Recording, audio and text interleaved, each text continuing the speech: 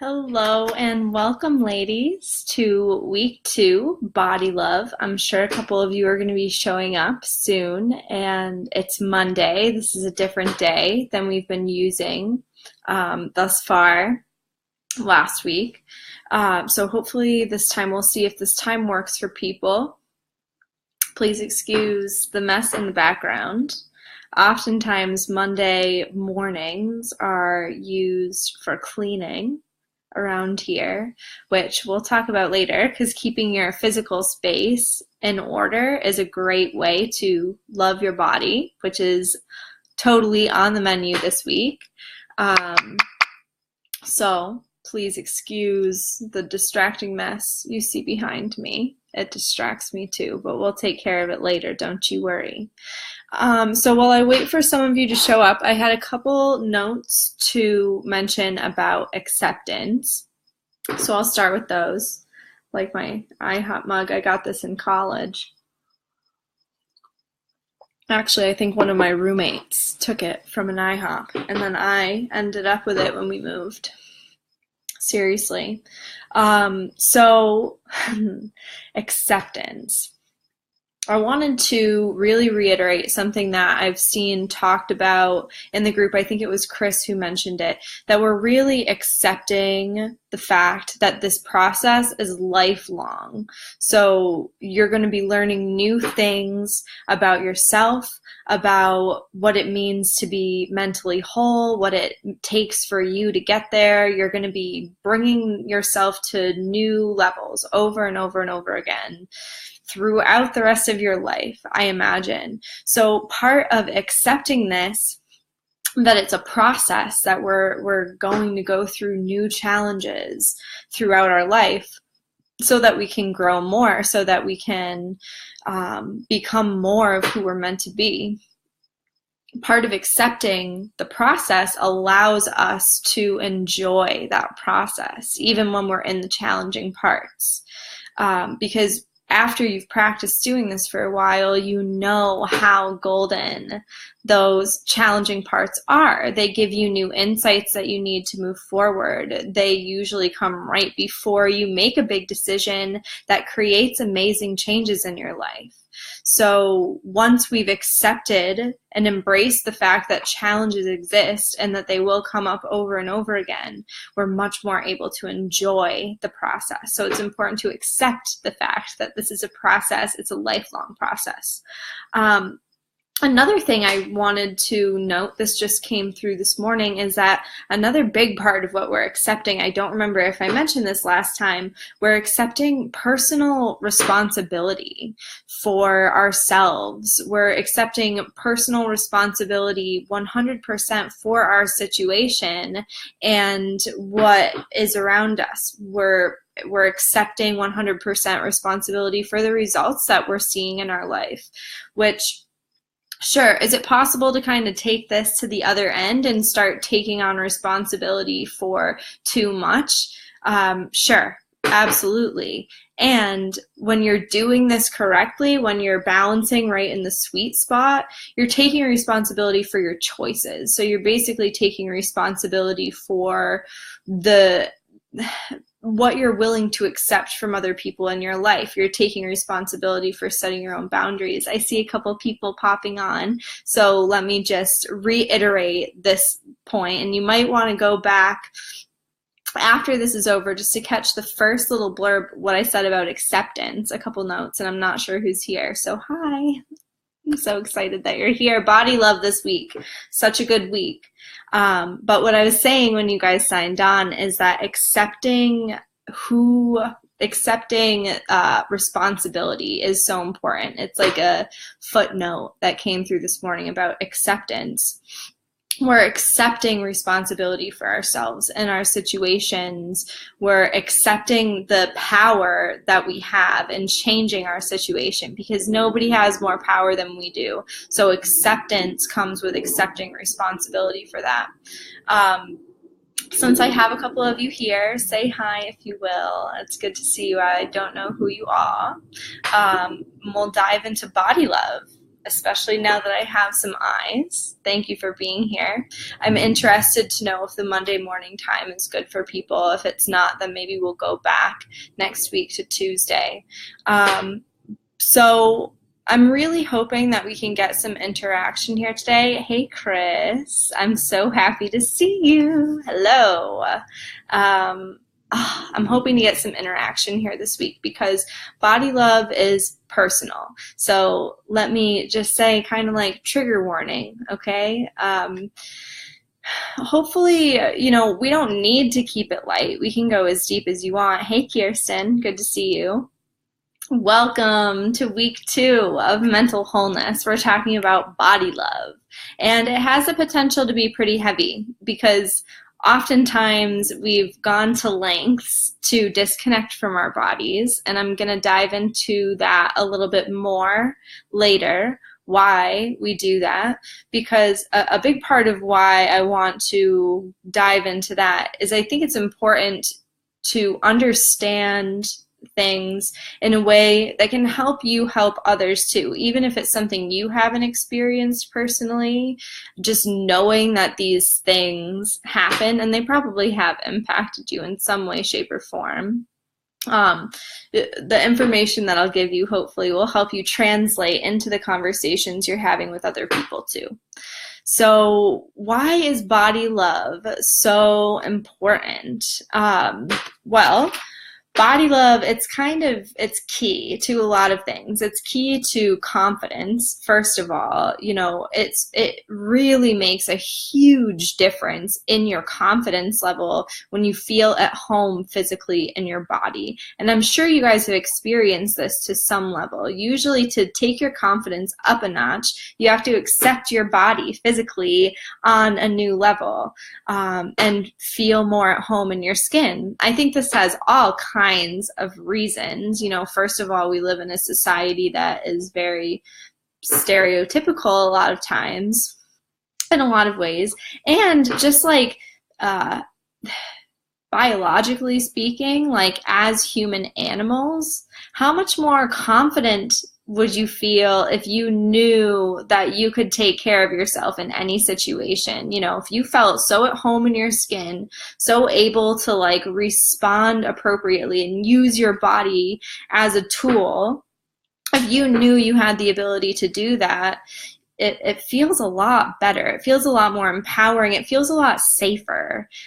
Just speaking as like a biological animal, or animals on this earth, which I don't think people always think about, but it's really important to think about it that way because, it's fact.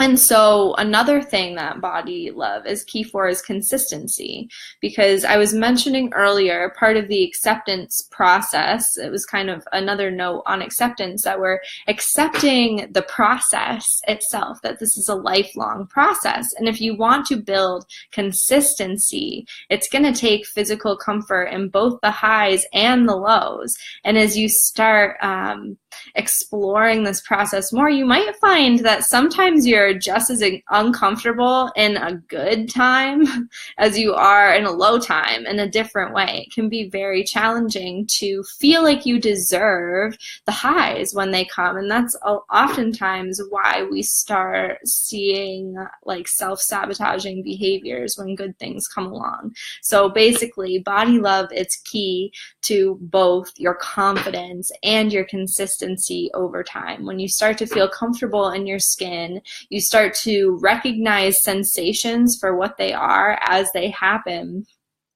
You build consistency and comfort. It feels safe to be in your body, and it feels safe to continue along the process of life. So another thing that makes body love so important is about the worthiness that I just mentioned, feeling like you deserve it. We hold shame and stored emotions in our bodies physically. So like to feel safe connecting with our body is essential so that we can release those things comfortably that are holding us back from having the things that we want. Like, even if we're not consciously doing it, I wonder if this is ringing any bells for you guys, but on some level, when we don't feel like we deserve something, we like hold ourselves back from being as amazing as we possibly could be. You know, we reject things that we feel like are too much, you know, like maybe we're rejecting compliments, maybe you're rejecting payment for your services, maybe you're rejecting, I don't know, whatever the heck you're rejecting. But so releasing the shame and stored emotions that we hold in our body is essential for this whole process, and especially building a business, which is another focus that we do have in here, because you're all new business owners, as am I, really. So another really important thing about body love is that this is how we connect to our desires. I have a firm a very felt belief that the key to tapping into what you want so that we can gain more clarity, which is what we're talking about next week, clarity, but the key to figuring out what our desires even are is getting into our body and learning how to actually connect to what we physically want in any given moment. Kirsten says, oh yeah, I'm currently teaching myself how to accept a compliment. Amen, sister. That is perfect for this module and for this group. I'm so happy to have you guys here. So something I would say is when you do receive a compliment, it might be helpful. I don't remember if I've said this mantra before, but I deserve this and more. You know, you don't have to say that necessarily to the person. A simple thank you with a smile is usually you know, it makes people feel good. They give you a compliment because they're giving something to you. When you receive, when you're able to receive, and we're going to be talking about giving and receiving in a few weeks down the line, but it's actually a form of giving. It like keeps the cycle going. It's really lovely. So I'm so glad you're working on accepting a compliment. You deserve all the compliments in the world. All of you ladies do. I'm just so happy to have you here. So part of body love is that we're connecting with our desires. It's a very important thing to keep in mind, so that we can gain clarity. And when we have clarity, when we know what we desire, what we want, it's much easier to find next steps. And we'll be talking more about that later too. So let's see here. Access to body sensation and understanding of how to interpret. Yes, okay. So another reason why it's really important to connect to this sense of loving your body, and this is the second element of mental wholeness that we're talking about, is that when you can interpret your body's sensations in a new way, it actually allows you to use your body to make decisions. So how often have you been stuck, like not able to make a decision? I mean, hello. This is very common to have trouble making decisions. And so it might be an important decision, like, should I leave my job or should I stay in my job? Should I leave my relationship or stay in my relationship?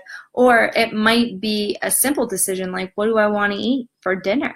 Like, when you can connect with your body and interpret its sensations in an open-minded way, in an accurate way, you can use your body as a tool for decision-making. So we're kind of like we've talked about using the body as a tool a couple times. The first was about actually feeling safe in your skin, feeling able to use your body to protect yourself, to protect your spirit. We're like, you're holding all of these guts inside and like your soul and things like that. You know, you want to stay alive. We want to stay breathing.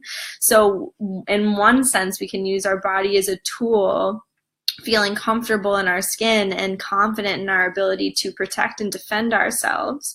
And we can also use the body as a tool for decision making. So this is all very important stuff. And remember, again, the first thing I said today was that learning this is a lifelong process, ladies. This is not going to stop after today, even after this week of body love when we move on to clarity next week. This is a lifelong process, as is every component we'll be talking about is a lifelong process. You're going to learn these things on new levels over and over and over again. So buckle up. Get ready for the ride. It's going to be really fun. I don't know if you guys are having fun. I'm having a blast, and I'm so excited that you're here.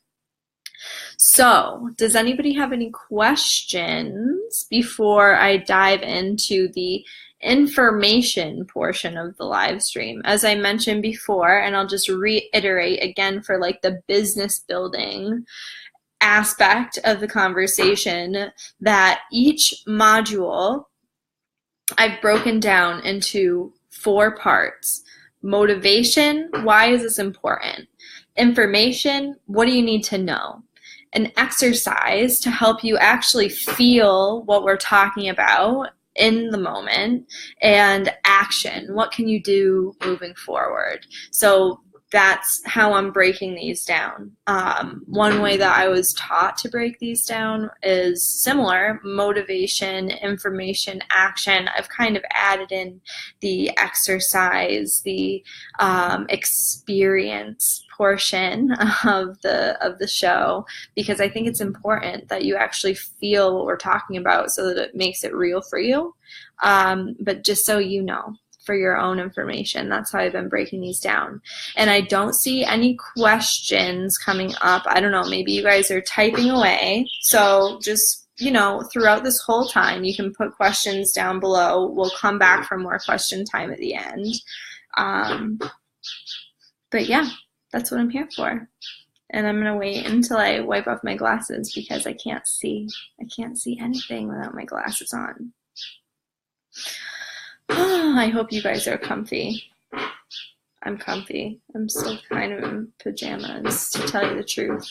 Okay, so anyway, information. We're going to be talking a little bit about 3 things in this segment. Why do we disconnect from our bodies? How do we disconnect from our bodies?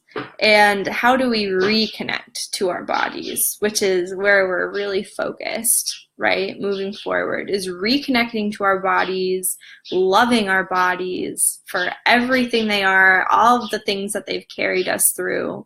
And they're beautiful, okay? I've had this argument recently a few times that, bodies are functional.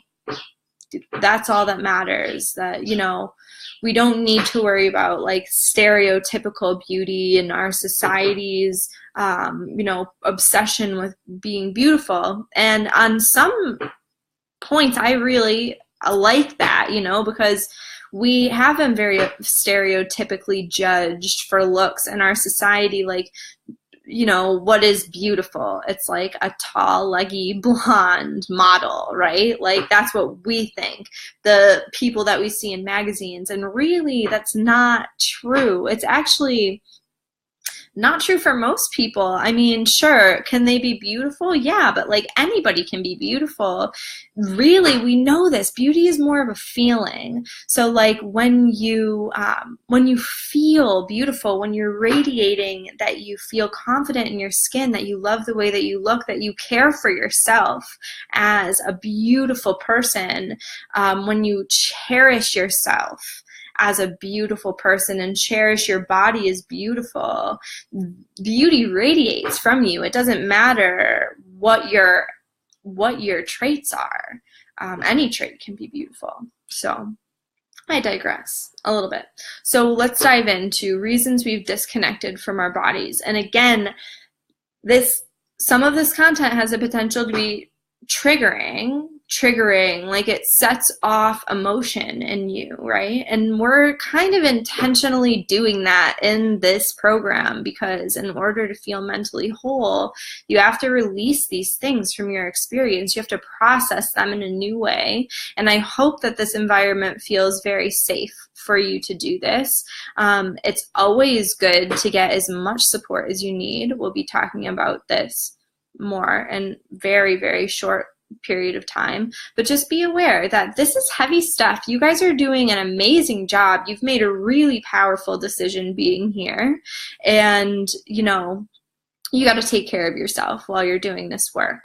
And this is the perfect freaking week to do it, because we're loving ourselves, body love, water, rest, delicious foods. Anyway, I keep digressing. So, reasons that we've disconnected from our body. One of the first things that comes to mind for me is trauma and dissociation as a response, as like a defense mechanism to protect ourselves from trauma, because our brain functions to keep us safe, okay? That's like the job that our brain has. You know, the main job of our brain is to keep us safe. Our mind works to do this, okay? So challenging emotions, painful sensations, painful emotions, they get shuffled away into an unsafe, dangerous type of experience. So our mind avoids them because it doesn't feel safe to do that. It doesn't feel safe in our society to express ourselves. It doesn't feel safe to be a woman, especially. I mean, a man too, but we have all women here. It doesn't really feel safe to be a woman in your physical body. We live in a patriarchal society where a large part of how they've oppressed the feminine, you know, which hurts men too, just by the way, and every person has both masculine and feminine traits in them. So when we are not fully allowed to express the feminine stuff, like emotions and, you know, the feminine stuff like emotions and, you know, sensuality and creativity and pleasure, like when no one's able to express that stuff, everybody suffers, everybody's out of balance. So part of how the patriarchal society functions is by cutting us off from those things. Think of like witch burnings, okay?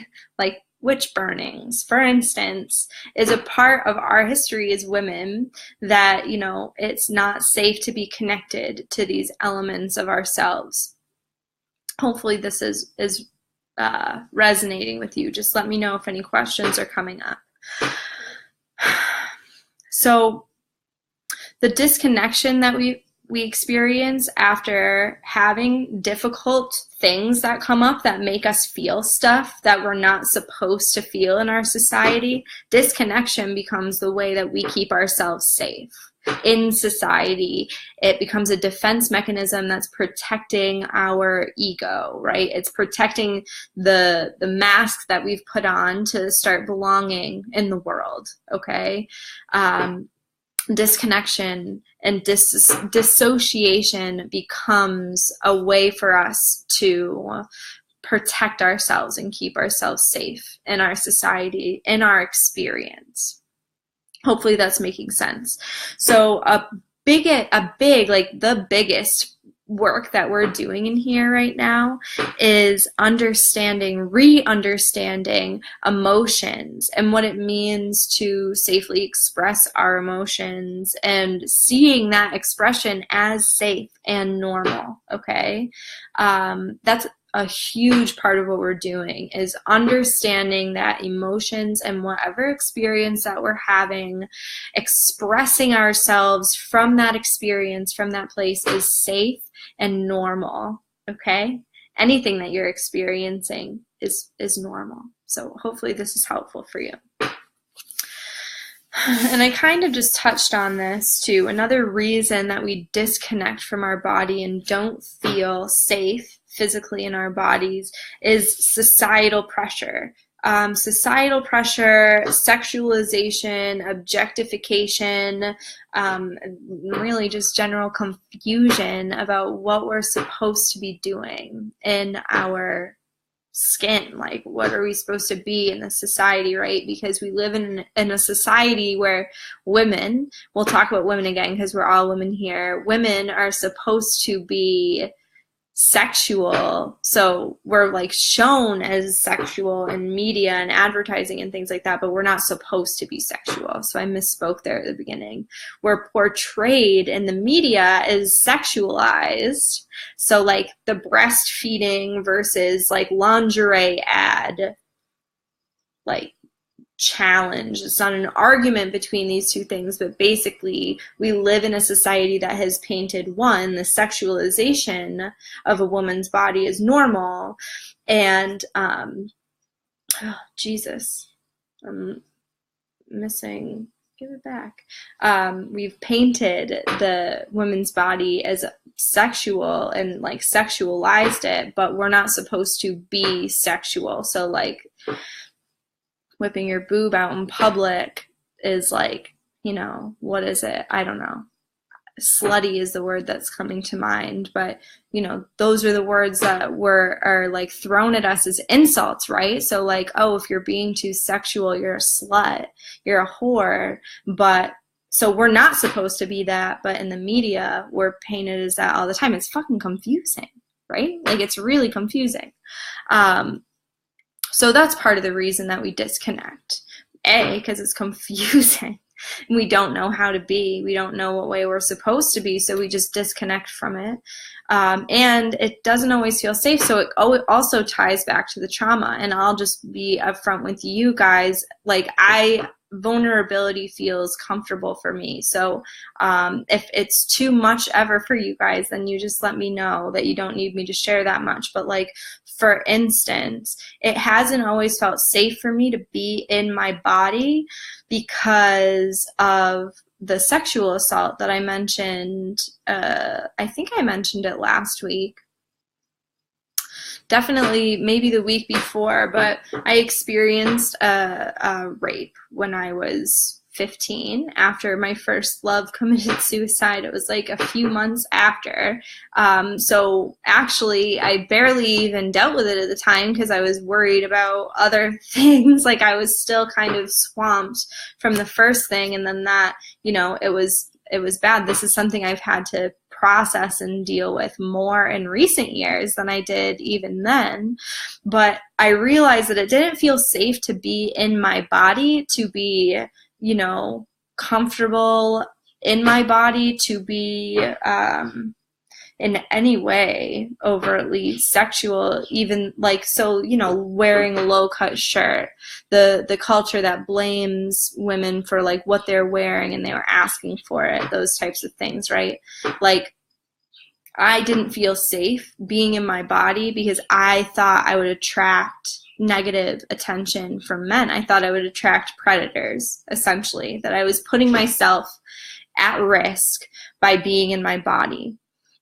And there are healthy ways to do everything. Like, you don't need to wear low-cut shirts if you don't want to, right? But the point is that you should feel comfortable doing it if that's what calls to you. And there are healthy ways to be in your body and, you know, be exactly who you want to be. And when you're cherishing yourself as sacred and beautiful, when you are respecting your body as a temple and being in it feels good for you and you feel confident setting your boundaries, you're actually protecting yourself. So Regina Thomasauer, is that her name? She just wrote a book called Pussy, a reclamation. I don't know if you've heard of her, Mama Gina.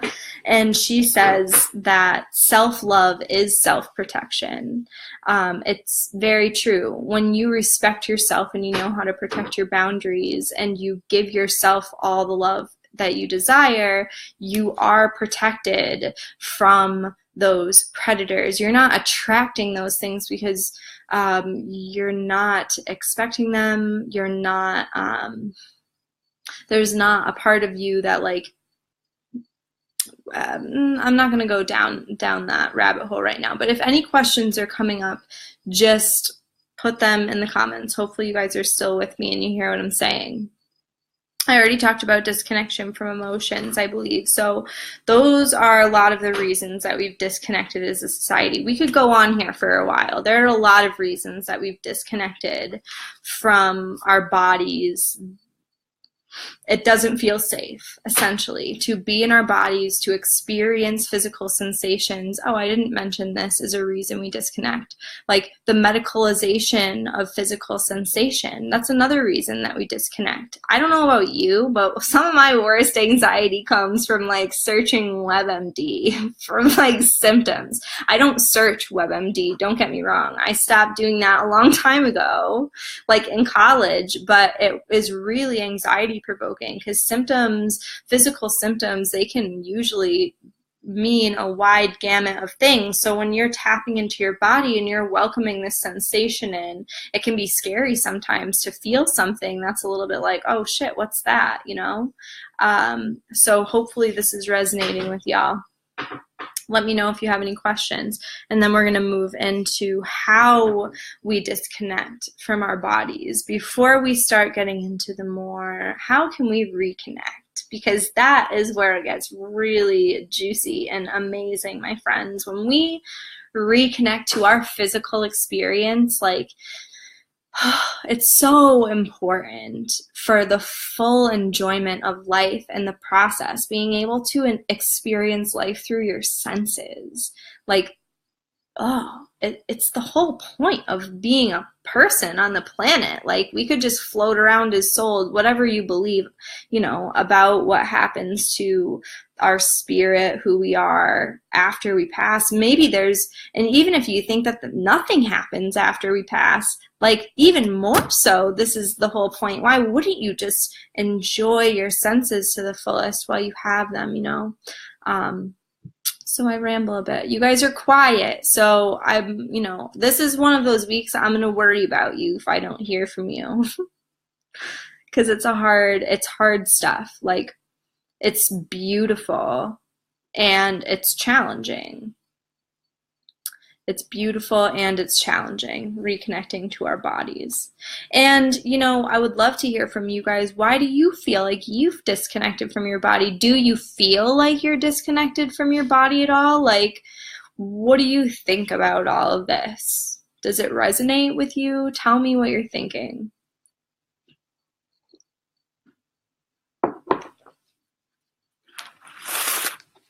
And I'll trust that y'all are typing some comments, and I'm just going to move into the how we disconnect. But please keep your questions coming, okay? So how do we disconnect? One of the biggest things in this day and age, how do we disconnect from our senses and our body, is we dive into screens. We dive into screens, like we're in our phone, we're scrolling through Facebook, we're texting. I'm looking at you guys in the screen right now. Hopefully you'll be interacting here with me shortly. But we disconnect from our physical experience. Oh, you're so amazing. Emily says she's thinking I'm awesome and absorbing every second. Amazing. Absorb away, my dear. I think you're pretty freaking awesome too. I think all of you are awesome. Like, seriously, I'm just so thrilled. I love having you guys here. Amazingly grateful. So how we disconnect: screens. We disconnect from our physical experience and we dive into our screens. Kirsten says she loves my authenticity and loves how open I am. It's the only way I know how to be. Honestly, my passion about these topics is literally making you feel physically lighter and kind of makes you understand yourself. You guess you didn't know that's how you felt. Amazing. And that's why we're here, right? I'm so happy to hear that you're already feeling lighter. Amazing. Oh, and you're doing it. You're amazing. You're doing the work. I'm just happy that you guys are here. It takes a certain level of willingness and desire to even dive into these topics because they're not always easy. Thanks. I'm glad that I still have you guys. Looks like I might have just lost somebody, but whatever. These will be here for you for the whole, you know, As long as the group exists, these videos will be here. I honestly rewatch when I have courses like this. So especially during times when you're like there are life cycles. If I'm in like a low financial part of the cycle, for instance, and I'm like, I need to create more space in my budget, but I value personal growth so much, like I have no problem diving back into old courses like this and going through the videos again. You'll always take something new from it. We've gotten off track again. So other than screens, there are many ways that we disconnect from our bodies. Chemicals is another really big one in this day and age. So like coffee. It's pretty bad that I'm literally breaking one of my own body love rules right now in front of you. Usually I don't drink coffee after noon, but I really want to take a sip of this, so don't judge me. It's a process. It's a process. Coffee just, I'm disconnecting from like the realness of my experience and bringing in some energy from an outside source. It's not always necessarily a bad thing. Like, chemicals are everywhere. I think there's plenty of room for a glass of red wine and a healthy diet, and I think that coffee, sometimes people function even better on coffee. And it's possible to take it to an unhealthy end, right? So like when you're finding yourself consuming chemicals everywhere you turn, coffee, wine, food additives, a lot of food additives, sugar, recreational habits. Again, I'm a really like non-judgmental person when it comes to all of this stuff. You got to do you. You have to do what feels what's right for you, and it's just good to be mindful. Like, what is my intention when I'm consuming this thing that I'm consuming? Is it helping me to, expand my experience? Is it helping me to have a more fulfilling life experience? Or am I using it to disconnect from my experience? Only you can have the answer to that. So chemicals is another big way that we disconnect from ourselves. And food chemicals is a big one to be mindful of, like, because it's really hard to read your body's signals, especially when it comes to food, when you have a lot of chemicals, like chemical additives that are coming in. Like, they send our body into these weird like responses, and our bodies don't know how to process them. So like, it's confusing.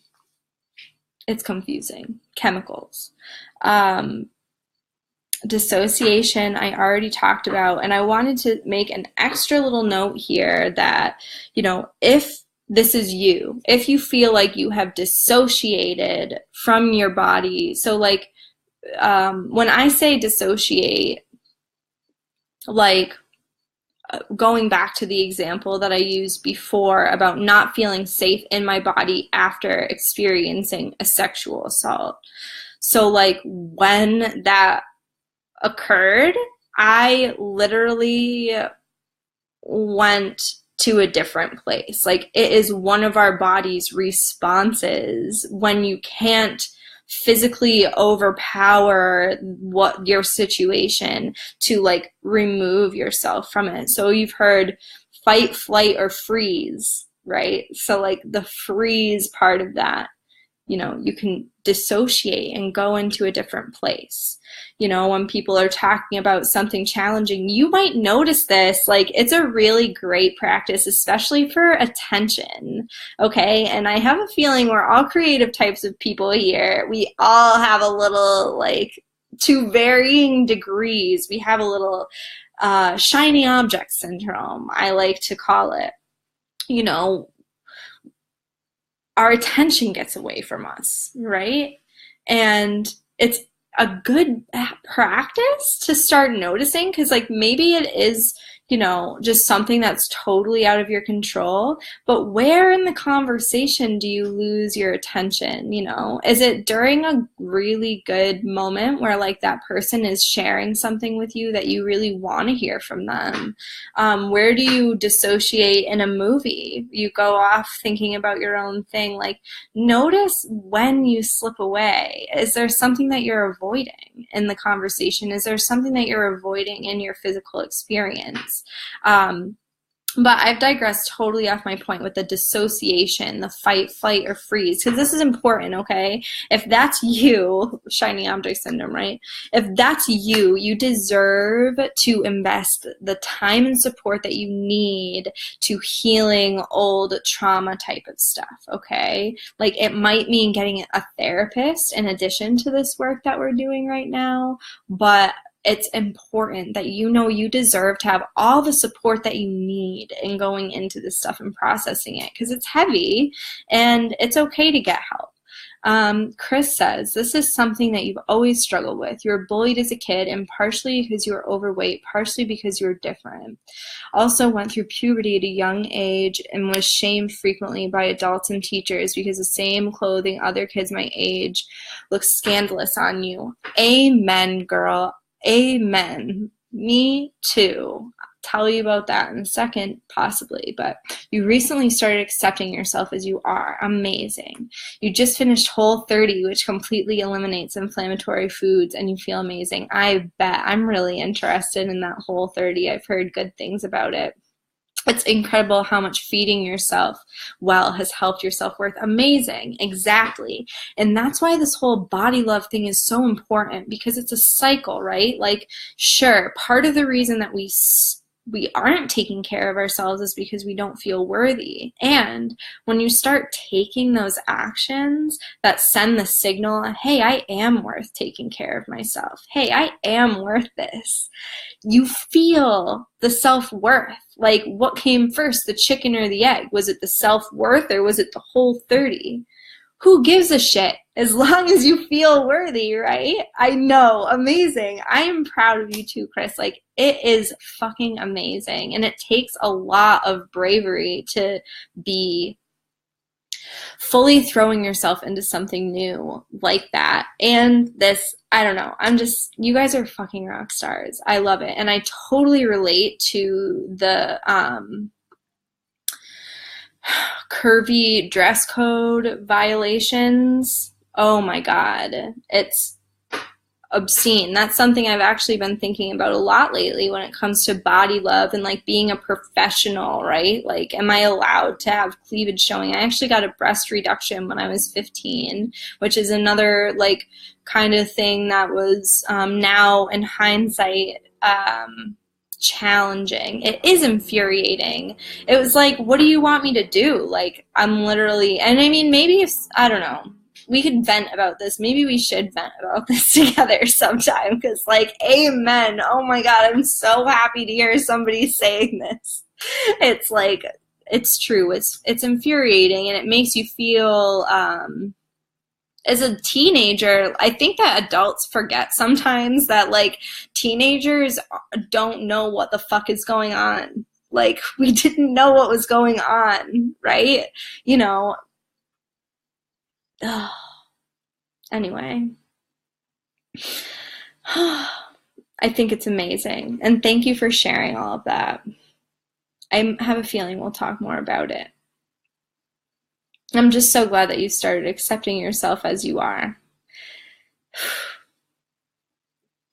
That's what this is all about. And you're beautiful. Like, let's just pay another little homage to the fact that like people of all shapes and sizes are beautiful. Like, beauty is a feeling, what I was talking about at the beginning of this thing, right? Like, beauty is a feeling. Worthiness is a feeling. You are worthy just because you deserve everything that you want. You deserve to be here. And, you're learning now, we're all learning now, that We get to choose to be beautiful. We get to choose to be beautiful. You get to choose to love your body exactly the way that it is right now. That's the fucking point of today. Excuse my French that I keep swearing. I am passionate about this. We get to choose today to love ourselves physically exactly the way that we are. Okay? I'm ranting. I'm going to stop. And we're going to go on. I'm not going to stop entirely because we still have the best part to get to, okay? Which is, how do we reconnect, okay? Chris has just offered us a great example of how to reconnect. Feeding yourself amazing, healthy food that nourishes you.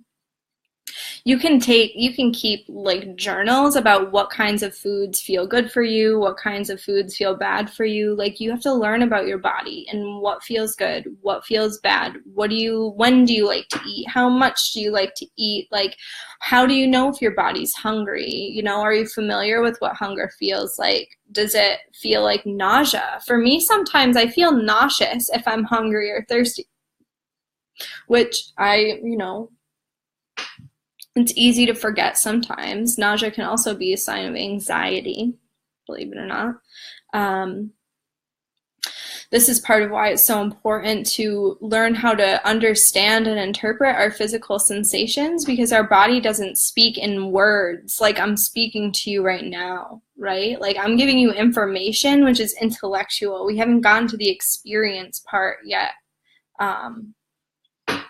Hopefully that's making sense. So self-care is really a big part, and like the diet stuff kind of goes into this. So how do we reconnect to our bodies? Self-care, self-love, self-care is a big one. And what do I mean by self-care? Because it doesn't necessarily need to be the glamorous, like I'm going out and buying myself a mani-pedi every day, or not every day. I don't know who would need a mani-pedi every single day, but like, who knows? Maybe some of you want a mani-pedi every single day. By all means, girl, go out and get it. That's amazing. But it doesn't necessarily need to be that. Like, it doesn't necessarily need to cost money. You know, it doesn't necessarily need to be anything. It can be stretching when you get up in the morning, right? It could be exercising. It could be going for a run. Or maybe not. Maybe that doesn't feel nourishing for you. I know for me, it's very rare for a run to feel nourishing for me. Usually a run feels nourishing to me if I'm like angry and I just have a lot of like energy that I need to get out. If I'm literally like ready to boil at somebody and I'm like, I don't want to say something to you that I'm going to regret, so I'm going to go take a run because that's going to help me get it out. And come back with a more coherent sense of what I want to say to you rather than just exploding all over the freaking place.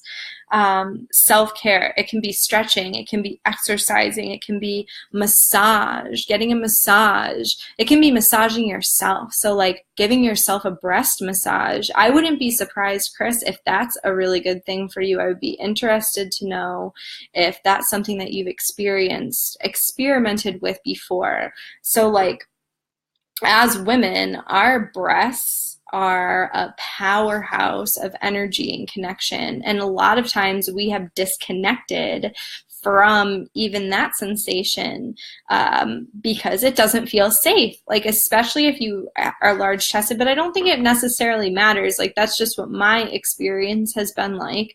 But, you know, we're judged all the time based on our breasts, which is ridiculous, but it also makes it hard for us to love that part of ourselves. And this is our heart chakra. We're going to talk about chakras more during week 4, which is all about vibrational awareness. So I'm getting a little bit ahead of myself talking about the heart chakra, but breast massage is a really lovely way to add self-care into your routine. You can use coconut oil, any kind of massage oil, whatever. Spend 5, 10, 15 minutes massaging your breast. Just go in circular motions. You can look up, I'm sure there are videos online of breast massage that are totally safe.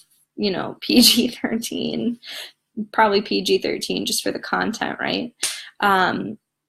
So on that note, sexuality is a great way to reconnect and reconnect to your body and give yourself love.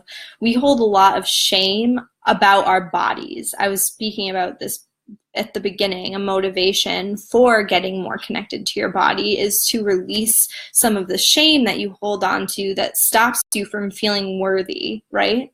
And we hold a lot of shame around our sexuality in this culture. We all do. I would say men and women. So finding ways to reconnect to your sexuality, breast massage can be an entryway into that. There are other kinds of practices. I have a jade egg. I absolutely love my jade egg. I've followed Layla Martin for years now. She posts free videos on her YouTube all the time. Why don't I just put her name right in the comments here in case you guys want to look her up.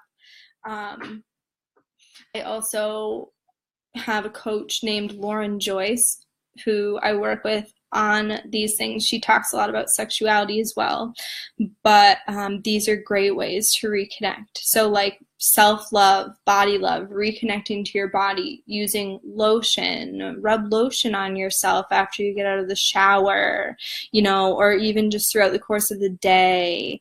Hygiene, so like making sure that I feel like this could go either way, because some people shower a lot and they do it because they feel dirty, you know, they feel like their body is dirty, which if it feels good for you to shower, then by all means shower a lot, you know. And then it's possible to take it to the other end. Like if, for instance, a lot of people who experience depression and don't feel like showering for long periods at a time, an amazing act of self-love can literally be just getting out of bed and taking a shower that day, because it would feel great to be under the hot water, to experience through your senses being in the shower.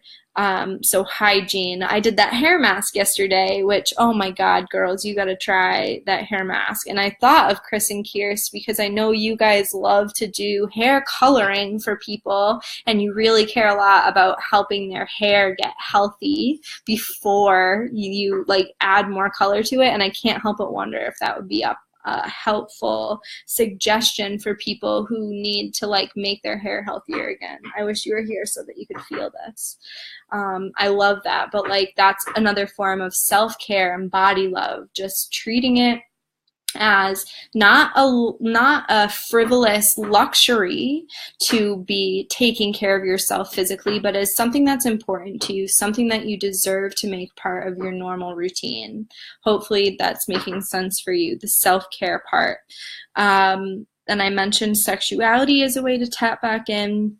Another one is to start making decisions for yourself based on your desires, your physical desires. So, or start asking your body for its feedback before you make a decision. It might feel a little bit infuriating at first if you aren't getting a clear answer from your body about what it wants to do. But over time, when you start listening and making decisions from that place, even when it's challenging to do so, for instance, if you are invited out on an evening and mentally you're like, oh yeah, I should totally go, so-and-so is going to be pissed at me if I don't go, and I'm sure it'll be fun, you know, blah, blah, blah, whatever. And your body is like, fuck you. All I want to do is lay on the couch. Oh my God, you've been going for way too long. I can't do another night out. And you're in the habit of denying your body what it wants because the mind is saying, oh, get over it. Stop complaining. Like, you're going to be fine. It's going to be great. And you need to like please your friends or whatever. Eventually, you know, it's like the worthiness thing. You're showing yourself that you don't deserve that time to stop. When you start making decisions from that place of actually valuing the feedback that your body has for you, it really makes a huge difference in your life. It really helps your intuition surface even more so that it becomes easier and easier to listen to over time, even if it's challenging at first. So really a note on interacting between the body and mind. Like, we want the body and mind to be collaborating, to be cooperating together. Okay, it's not one or the other. I'm not saying that the mind is bad and the body is good, or vice versa. Like, they both have wants and needs, and when they can learn to work together, oh, sweet spot. That's balance, right?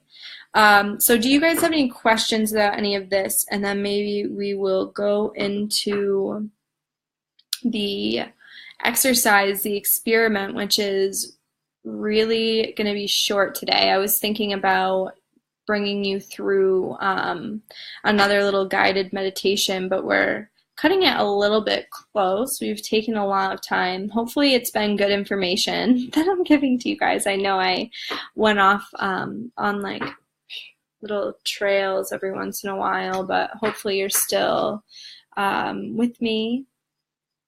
Hopefully it was helpful, some of the information you were getting. And I have an action for you. Two, actually. I have two actions for you after we go through the exercise. I might have just lost one of you. It's okay. We'll come back. Or watch it in the replay.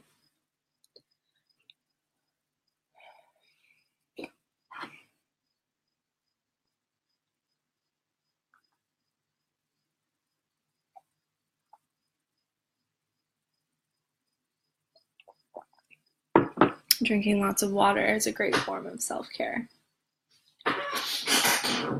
Okay, excuse me if you hear my chair creaking. It's kind of loud. So the experiment, the experience, the exercise that I'm leading you guys through is a really simple one today. And it's about getting into your body, into a part that often goes unnoticed. I don't know, have you guys ever noticed that you hold your breath during the day? Do you hold your breath? Maybe you don't. I know I realized recently in the past like 6 months or so that I have a habit of holding my breath throughout the day. So this experience is going to help you get the breath moving through you, through connecting with our solar plexus, which is our energetic power center. We're going to be talking more about this again in week 4 when we talk about vibrational awareness. I think we're going to be walking through all the chakras and what they're all about. But we tend to, yes, Kirsten, you clench your jaw. Amen. I do exactly the same thing. It's hard to relax your jaw. Like, how do I relax my jaw? But, you can actually, a great way to relax your jaw, it goes back to the sexuality that I was talking about before. And let me just give you some context. Like, I used to not talk about sex at all. Like, it was so uncomfortable for me. I actually had friends at like a college job that thought it was fun to make fun of me about it, or like talk about things that were uncomfortable around me because I just got so uncomfortable with it. I don't know where you guys are at with the whole sexuality thing, but it can be very important because actually, especially as women, our vaginas, our yonis, I like to use the word yoni, but whatever, you call it whatever the heck you want, it's yours. They're very related. Like, if we can relax there, then it's correlated to like relaxing around here. One helps the other, believe it or not. I'm going to close my door. I have my screen door open, and then I'm going to come back and lead you through some rib cage breathing. That's what our experiment is going to be.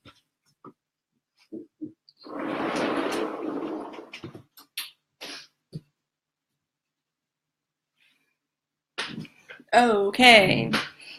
it's getting a little hot outside, so having the screen door open was not working. So ladies, I'm going to get cross-legged. You don't have to get cross-legged. You can put your feet on the floor if you want to. But the rib cage area, the diaphragm, all of our breathing muscles in this area, you can't really see me. So we can energetically get very stuck in this area. Kirsten says she doesn't mind at all talking about sexuality. Great. That's amazing. You have many friends that you can open up with because they are more uncomfortable. Isn't it pretty interesting? It is pretty interesting. It's important too, especially when we're talking about body love.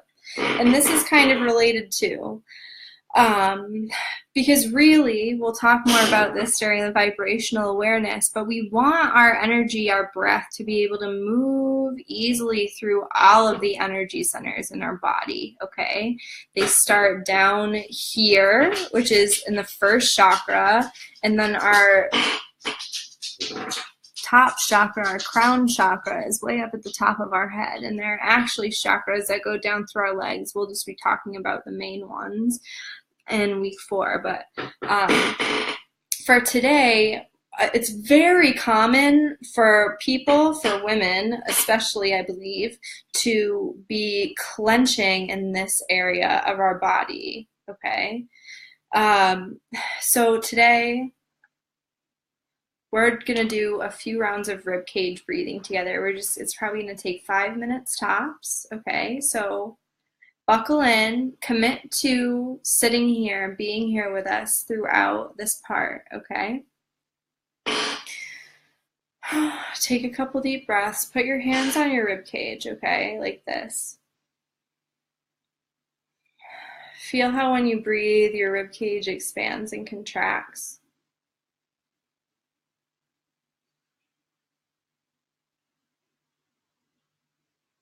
And now, in your next breath, I want you to expand your rib cage as far out as you can and hold it before we push it back in. So take a deep breath in.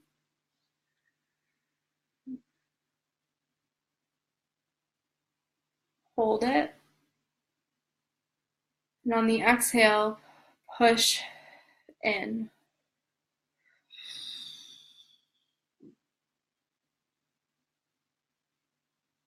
Take a few rounds of this at your own pace. Inhale. You want to expand your rib cage as far as you can here. Feel the air fill it up like a balloon. Hold it out. Exhale in. Press your ribs in. Now I'm not going to talk, and we're going to do a couple rounds of this. Just keep going, okay?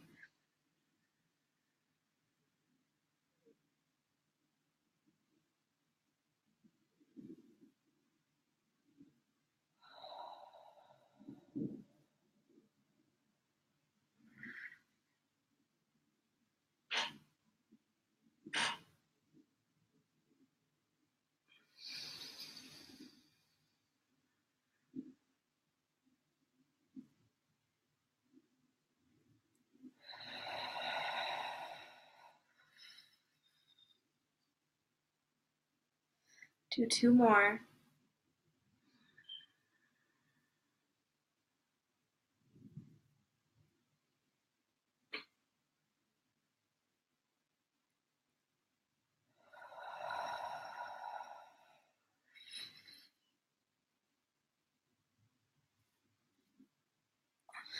One more. Make your rib cage as big as it can be and hold it.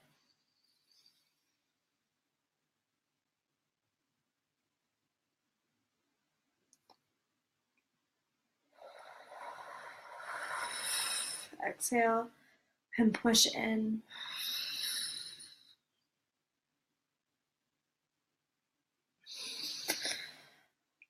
Amazing. Now it was only a few minutes.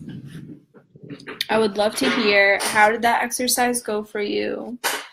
What were we doing? We were building flexibility in the rib cage, first of all, and the intercostal muscles, which helps you bring more breath in. I haven't done that in a while, just full disclosure. I used to love doing ribcage breathing. So part of what you guys can hold me accountable with is that I would like to add ribcage breathing to a daily routine, either before I go to bed or right when I wake up. Probably right before I go to bed, I'll do ribcage breathing because I have a hard time getting out of bed in the morning sometimes. Like, I need some time to wake up.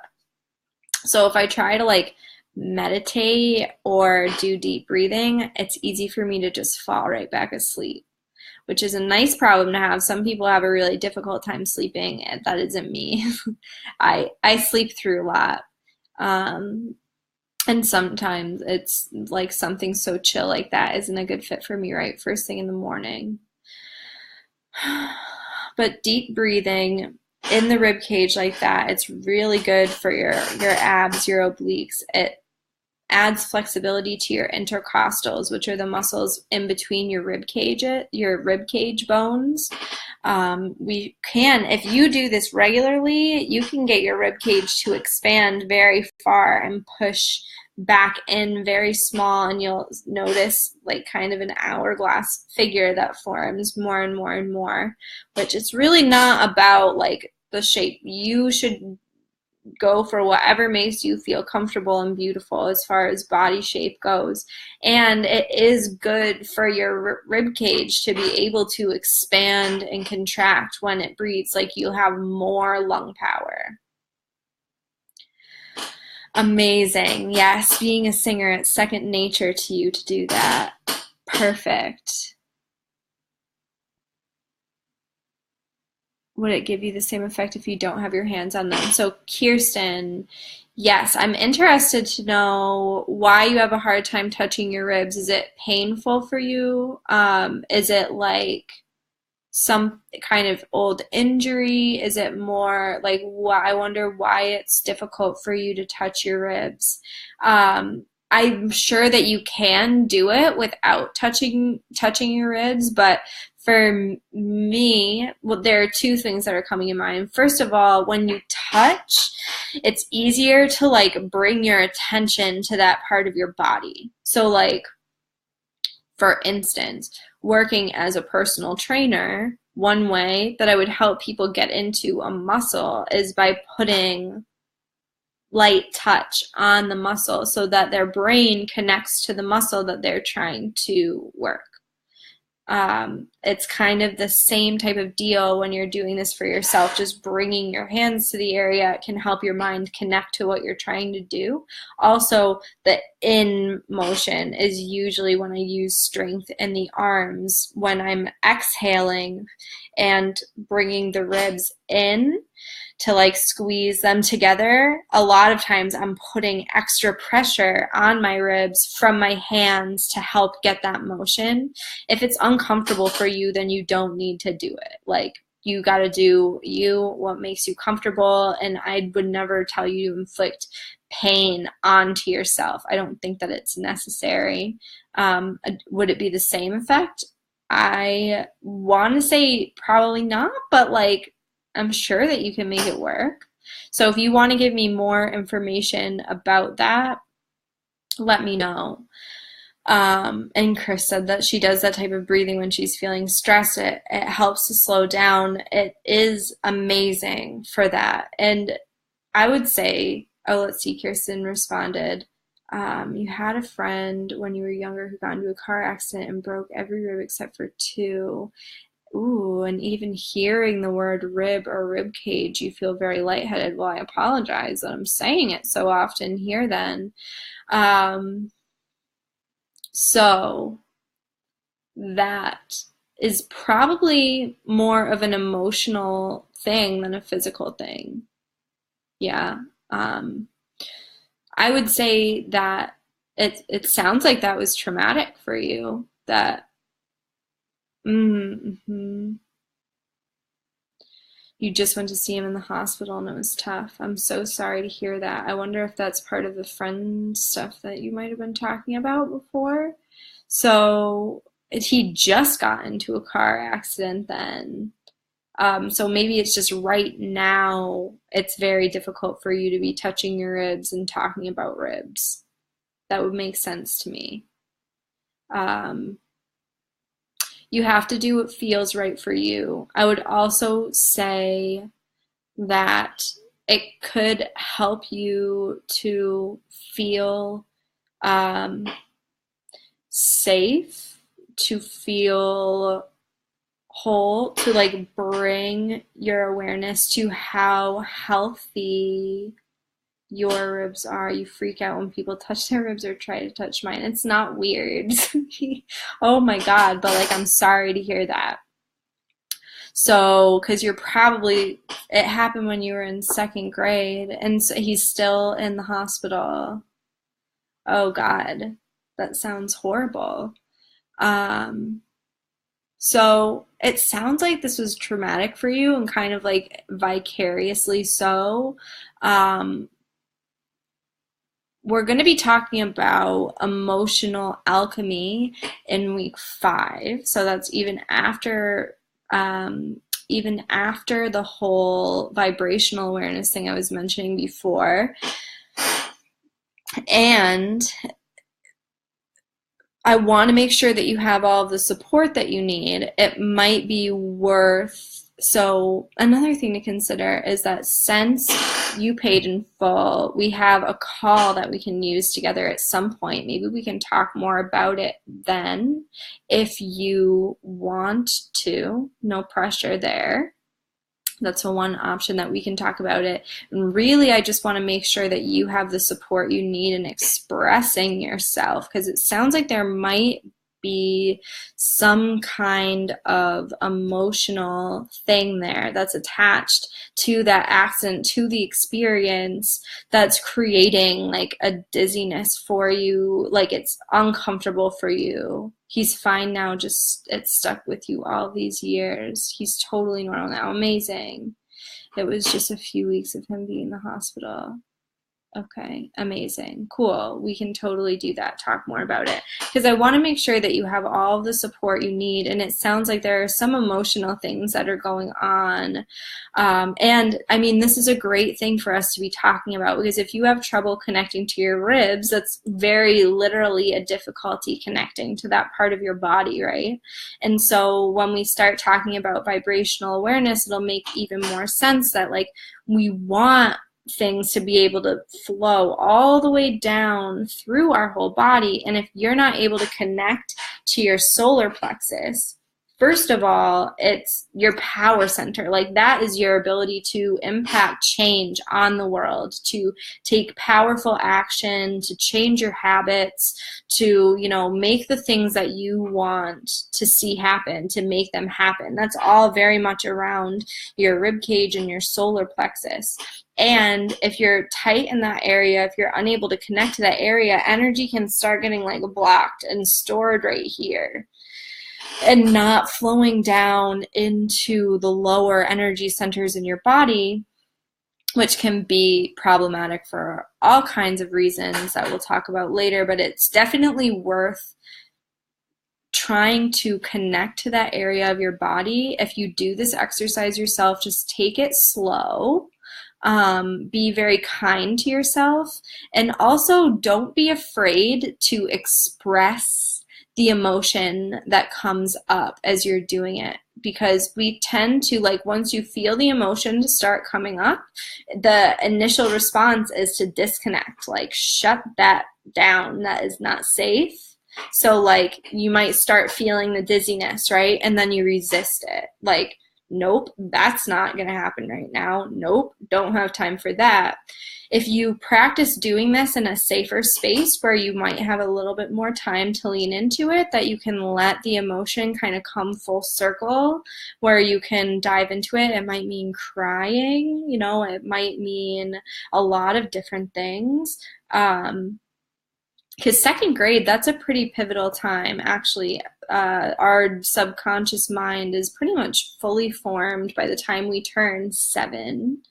And that's right around that second grade time frame. So I wouldn't be surprised if there's some just things that you need to express. It might be worth writing some stuff out about that too, like how it made you feel. We're definitely going to talk more about this, and also just make sure that you have the support that you need. If it looks like connecting to a therapist, that's one thing, which I totally support. You deserve to have all of the support that you need processing through these challenging emotions. Also, you're free to keep us posted in the group about what this experience is like for you. And this is a great practice to be incorporating into your routine. So there are very few ways to more safely connect with your rib cage than just through light touch and breath. It's not like ab exercises, for instance, though, I wouldn't be surprised if you had some resistance to ab exercises too. That would be funny to hear about.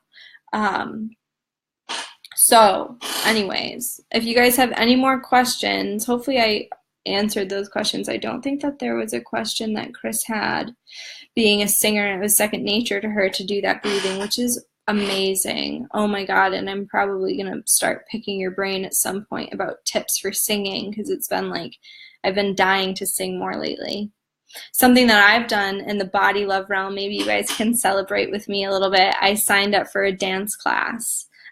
So when I was younger, I danced from age 3 to 14, and my body developed very early too.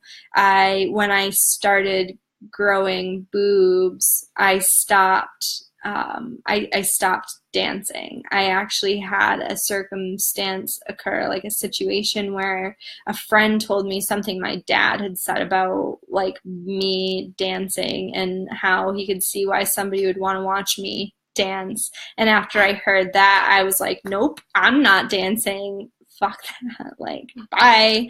So I stopped dancing, and I loved dancing when I was a kid. So something I did recently, I signed up for a dance class at Garth Fagan. I'm so excited. But singing is another thing that's been really calling out to me too. So I think that's awesome, Chris, that you already do this deep breathing. Amazing. And Kirsten says she can't do anything without us. I'm not surprised. So I'm going to be really interested to see if helping resolve some of this ribcage trauma that you have can help you with that. Thanks, Chris, for celebrating with me. So let's get to the action steps. If you guys don't have any other questions. So you already kind of have some. We talked a lot about how to reconnect to your body, and all of those are really great things. So self-care, stretching, massage, hygiene, doing hair masks, face masks, doing, makeup that makes you feel beautiful, picking clothes that makes you feel beautiful. Those are all great things to start integrating into your routine, really with the intention of loving your body and giving it whatever it needs to feel loved in that moment. The actions that I really have for you today are twofold. One is very, very practical, okay? And this is something that I do. It's called a pleasure alarm. So setting an alarm 3 times a day, 2 times a day, 3 times a day in your phone that goes off and says, what would feel really good right now? What would feel pleasurable right now, okay? And then do it. Take it as an opportunity to plug into your senses. So when my pleasure alarm goes off, maybe something comes into my mind. That's I would love to read a book right now, or I would love to take a bath or a shower, or I would like to do some stretching or whatever. Maybe that's what feels pleasurable and helps me get into my body. if I can't think of anything, then something I will do when that pleasure alarm goes off, especially if I'm like in the middle of a conversation or I don't have time to like stop what I'm doing, I'll just rub my hands together. Just rub my hands together. Notice how that feels. I might touch my legs. Notice how that feels, how it grounds me into my body. You know, you can scratch, you can pinch, you can whatever. Yes, you love this. This is what we did when we first met, remember? Exactly. And that's another great way you can pull people into it, tell them about what you're doing, and ask them to spend time doing it with you. It's like, you know, we're not really used to connecting with each other in that way. So that's one of your tasks. Add a pleasure alarm to your phone. However many times a day feels right for you, you pick the times, whatever, and just use that as a little reminder to get into your body and to do something that feels really good for your body, to do something that sends you the signal that you're worth it and that you love yourself, okay? Even if it's just as simple as rubbing your hands together or like noticing what you see in the room, noticing what you feel, what you hear, what you smell, what you taste, do something that gets you into your senses. It becomes a sensual experience for you, okay? So that's one of your action steps. And another action step is to start following your body's guidance around desire, okay? So do one thing for yourself every day that's a purely physical desire. That's something that your body wants to do that maybe you wouldn't normally do, okay? So like, what would this look like? It might look like taking a nap. If you feel like you get tired during the day and you would love to take a nap, take a 15 or 20-minute nap. There are very few circumstances or days where even a 20-minute nap is impossible. I get that y'all ladies, I think it's only Chris and Kirsten here with me now. Thank you for staying through this whole time. It's been amazing to have y'all, and hopefully the rest of you are watching in the replay too, or else you didn't get the action steps. But whatever, I have faith it's all perfect. Everything's going to be great. God, what was I just saying? Oh yeah, your hairdressers, right? So like you might have people kind of booked back to back, but if, I don't know, if you have 20 minutes or 15, 20 minutes while someone's hair color is processing, or, you know, whatever the case may be, to go out in your car, find a couch, grab a nap. That's just one example of maybe something that your physical body desires that you wouldn't normally do. Or like getting up and stretching during the day. Maybe you desire to take a little walk, take a little break. You would love a little break and you don't usually give them to yourself. Maybe going out for a short 10-minute walk is something that you can do that your physical body desires that you wouldn't normally do. You know, it could even be maybe that you give yourself something that your physical body wants that's like a food treat. And I get that this can be a slippery slope, especially for you, Chris, since you've just made some big dietary changes and now you have to decide what is right for you here, right? And I'll also say that, like, there have been times that my body has been craving a donut when really it's like craving a nap, right? It's tired, it's asking me for fuel, or it's thirsty, it's asking me for water.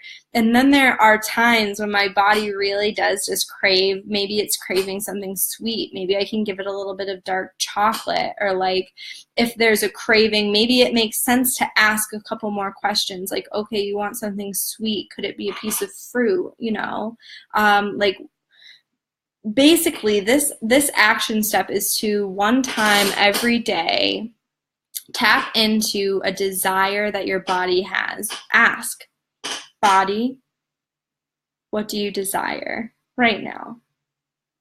See if anything comes up, but just make it a point to ask, okay? That's something that you can easily incorporate into that alarm schedule.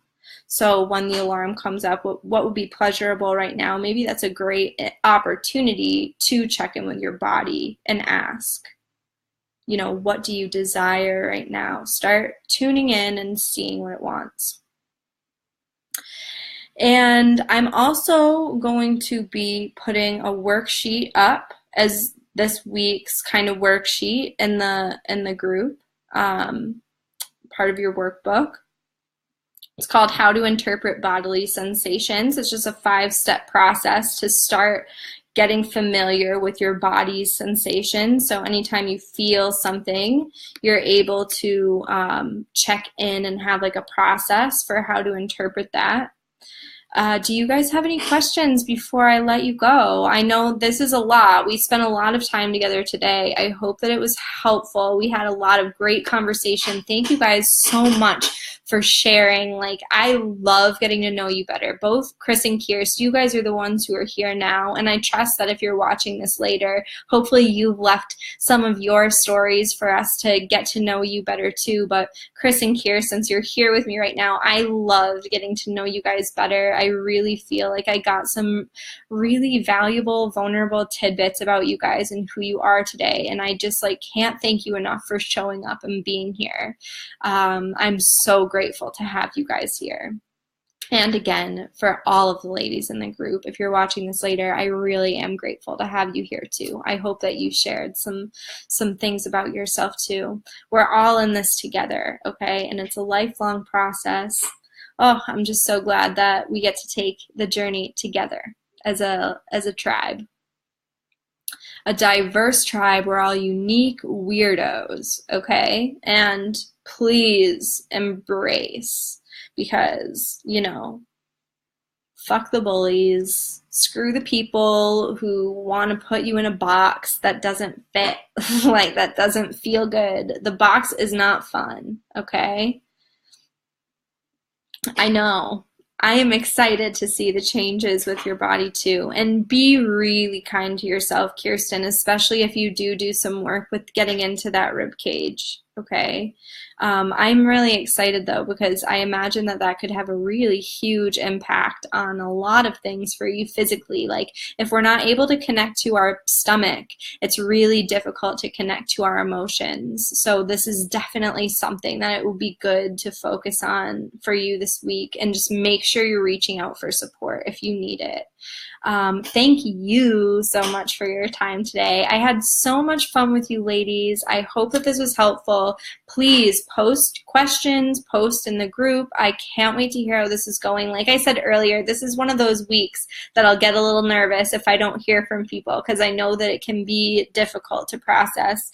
So just love yourself. For the love of God, you deserve it. Just give your body so much love this week, okay? Thank you for being here. Thank you for watching. And I will see you next week for Talk About Clarity. I can't believe it, already talking about week 3, but so much love to you. Mwah. Bye.